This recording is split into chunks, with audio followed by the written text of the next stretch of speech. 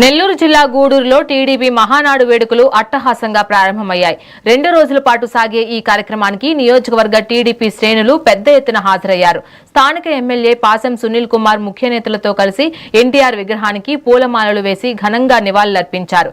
రాష్ట్ర కార్యదర్శి నియోజకవర్గ పరిశీలకులు లక్ష్మీ ప్రసన్న ఈ కార్యక్రమానికి ముఖ్య అతిథిగా విచ్చేశారు. పార్టీ కేంద్ర కార్యాలయంలో జరుగుతున్న ప్రధాన మహానాడు నేతలు కార్యకర్తలు వర్చువల్ విధానంలో వీక్షించారు.